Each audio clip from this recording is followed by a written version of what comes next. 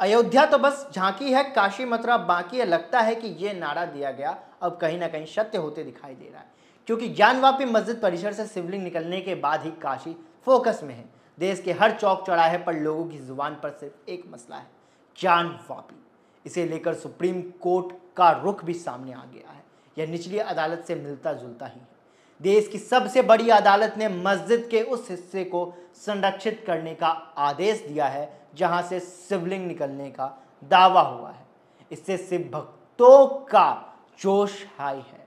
घर घर में हर हर महादेव की लहर है। हालांकि पूरे मामले में एक बात गौर करने वाली है, विपक्ष ने चुप्पी साध रखी है। कोई खुलकर सामने नहीं आया।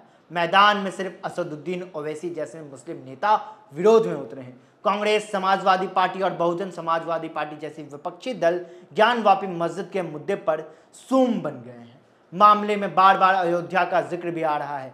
राम पर तो यह विपक्ष बोलता था, पर शिव पर खामोश क्यों है? नमस्कार, मैं हूं दीपक, आप देख रहे हैं WCG न्यूज और हम आज इसी टॉपिक पर बात करने जा रहे हैं कि विपक्ष खामोश क्यों है। शिव के मुद्दे पर विपक्ष यूं ही चुप नहीं है, इसके पीछे शिव की लोकप्रियता है। यह कहना गलत नहीं होगा कि शिव की लोकप्रियता का दायरा राम से कहीं ज्यादा बड़ा है। विपक्ष राम को लेकर बयानबाजी करने की हिम्मत जुटा लेता था। मसलन उन्हें अयोध्या का राजा बताया गया तो उन्हें कई ने विष्णु का अवतार होने पर सवाल उठाया, लेकिन शिव के संदर्भ में ये बातें ना तो सोची जा सकती है ना कही जा सकती है। शिव त्रिदेवों में शामिल है, उन्हें त्रिदेवों में सृष्टि का संहारक माना जाता है। काल भी उनसे खौफ खाता है। यह भी समझना होगा कि राम को पुरुषोत्तम यानी कि पुरुषों में सबसे उत्तम माना गया है। उन्होंने अपने श्रेष्ठ चरित्र मानव को जीने की राह दिखाई है। यह कहना भी गलत नहीं होगा कि उनकी लोकप्रियता उत्तर भारत में ही ज्यादा है। रामचरितमानस अवधि में लिखी गई है, जिनसे उत्तर भारत के घर घर में राम नाम को पहुंचा दिया गया। कह सकते हैं कि राम का प्रभाव इसी क्षेत्र में ज्यादा है। वहीं शिव सूत्र में पूरा देश बना है। दक्षिण भारत में राम शिव जितने लोकप्रिय नहीं है, दक्षिण भारत में शायद ही कोई ऐसा गांव हो जहां शिव मंदिर ना मिले। देश के हर हिस्से में शिव भक्तों की भरमार है। पर्वतों से लेकर मैदानों तक, उत्तर से लेकर दक्षिण तक शिव लोगों में रचे बसे हैं। ऐसे में विपक्ष भूल कर भी इस मुद्दे पर नहीं बोलना चाहता है। डर है कि कहीं शिव पर बोलकर उनकी राजनीति ही भस्म ना हो जाए। मुसलमानों की हर धर्मिता ने हिंदू को धैर्य तोड़ा।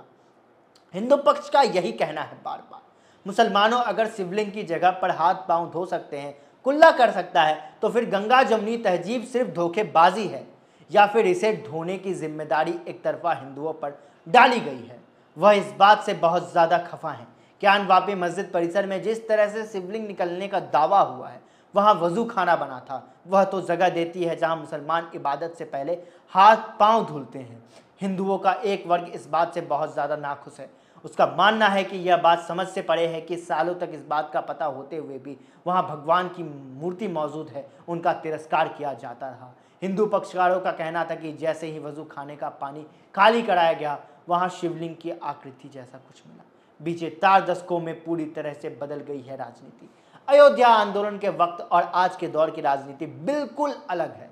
हिंदू वोट बैंक लगातार कंसोलिडेट हो रहा है। चुनाव में बार बार बीजेपी की जीत के पीछे यह बड़ा फैक्टर है। भारतीय जनता पार्टी हिंदुओं की आक्रामक राजनीति करती आई है।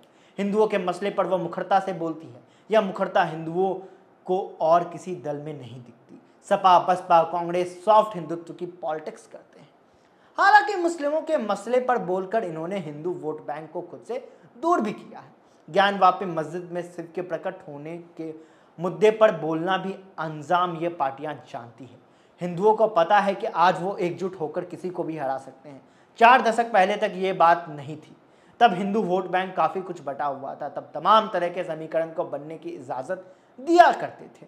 उस समय मुस्लिम वोट बैंक का छौंक लगा जाने से खिचड़ी आसानी से बन जाती थी। अब सीन पूरी तरीके से बदल गया है। मुस्लिम नेता मुखर हैं। जिस तरीके से ज्ञानवापी मस्जिद का सर्वेक्षण की बात सामने आने लगी है, तब से यह मुखरता से सामने आ रहे हैं। तब से सिर्फ कुछ मुस्लिम नेताओं के बयान आए हैं। उनमें से सबसे ज़्यादा जो आवाज़ सुनाई दे रही है वो है ऑल इंडिया इत्तेहादुल मुस्लिमीन के प्रमुख असदुद्दीन ओवैसी की। यह बार बार सर्वे को आहत करने की बात कर रहे हैं। साथ ही 1991 के वर्शिप एक्ट का हवाला देते रहे हैं। वहीं सपा हो या बसपा, कांग्रेस हो या टीएमसी, ज़्यादातर ने इन मामले में चुप रहने पर अभी तक अपनी भलाई समझी है। बताइएगा कि ये हमारी खास रिपोर्ट जो ज्ञानवापी मस्जिद पर आपको हमने बताई, कैसी लगी और बताइएगा कि आपकी राय क्या है, फैसला किस तरफ आने वाला है, सुप्रीम कोर्ट का फैसला किस तरफ जा सकता है। और तमाम बड़ी खबरों को देखने के लिए बने रहें WCG न्यूज़ के साथ। लाइक करें, कमेंट करें, हाँ सब्सक्राइब करना ना भूलें।